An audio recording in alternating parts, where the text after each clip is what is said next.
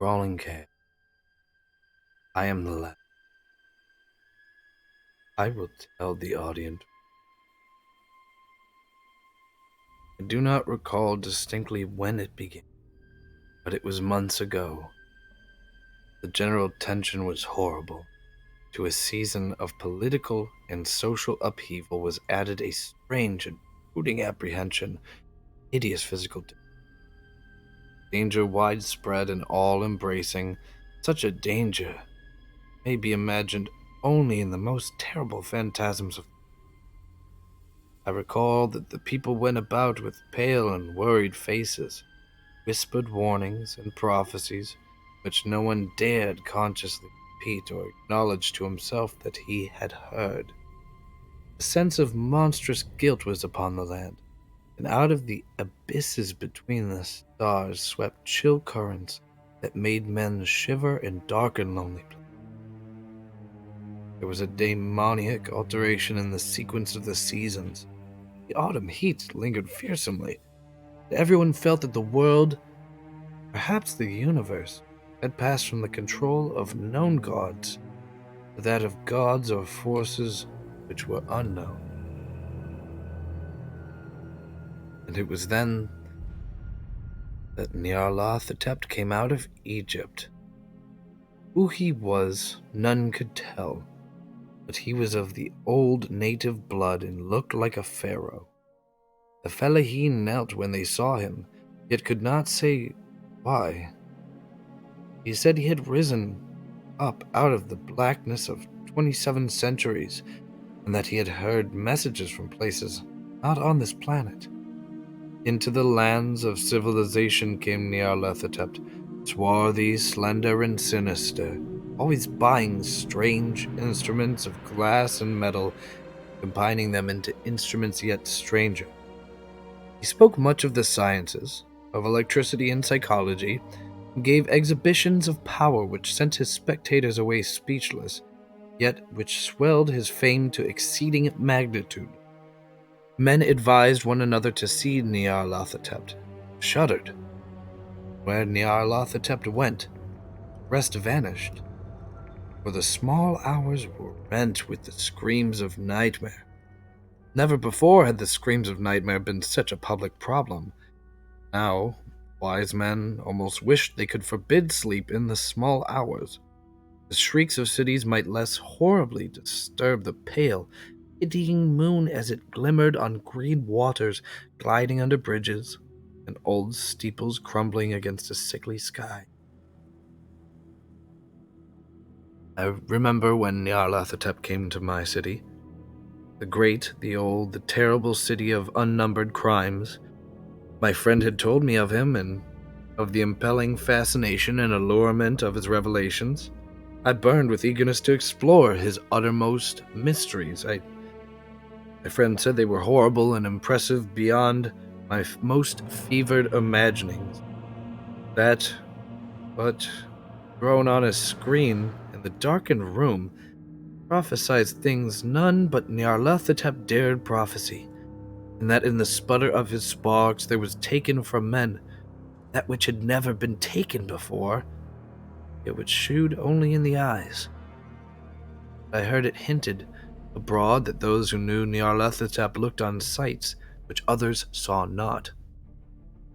It was in the autumn that I went through the night with the restless crowds to see Nyarlathotep, through the stifling night, and up the endless stairs into the choking room.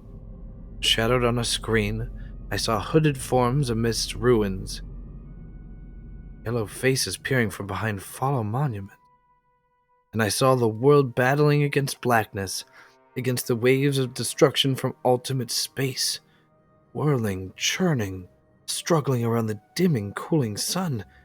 Then the sparks played amazingly around the heads of the spectators, and hair stood up on end, while shadows more grotesque than I can tell came out, squatted on the heads. And when I, who was colder and more scientific than the rest, mumbled a trembling protest about imposture and static electricity, Nyarlathotep drave us all out, down the dizzy stairs into the damp, hot, deserted midnight streets. I screamed aloud that I was not afraid, that I never could be afraid. Others screamed with me for solace. We swear to one another that the city was exactly the same, and still alive. And when the electric lights began to fade, we cursed the company over and over and laughed at the queer faces we made. I believe we felt something coming down from the greenish moon, for when we began to depend on its light, we drifted into curious, involuntary marching formations, seemed to know our destinations, though we dared not think of them. Once we looked at the pavement and found the blocks loose and displaced by grass, with scarce a line of rusted metal to shew where the tramways run. Again we saw a tramcar, lone, windowless, dilapidated, almost on its side. When we gazed around the horizon, we could not find the third tower by the river. Noticed that the silhouette of the second tower was ragged at the top. Then we split up into narrow columns, each of which seemed drawn in a different direction. One disappeared in a narrow alley to the left, leaving only the echo of a shocking moan. Another filed down a weed-choked subway entrance, howling with laughter that was mad. My own column was sucked toward the open country. Presently felt a chill which was not of the hot autumn, for as we stalked out on the dark moor, we beheld around us the hellish moon glitter of evil snow. Trackless, inexplicable snows, swept asunder in one direction only, where lay a gulf all the blacker for its glittering walls.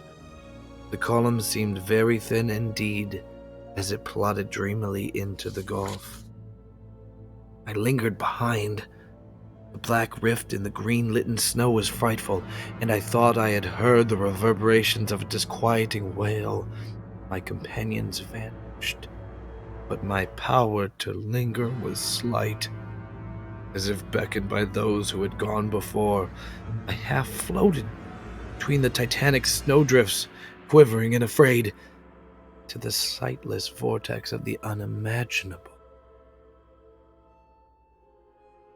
Screamingly sentient, dumbly delirious, the gods that were can tell. Sickened, sensitive shadow, writhing in hands that are not hands, and whirled blindly past ghastly midnights of rotting creation, corpses of dead worlds with sores that were cities, charnel winds that brush the pallid stars and make them flicker low. Beyond the worlds, vague ghosts of monstrous things, half-seen columns of unsanctified temples that rest on nameless rocks beneath space and reach up to dizzy vacua above the spheres of light and darkness.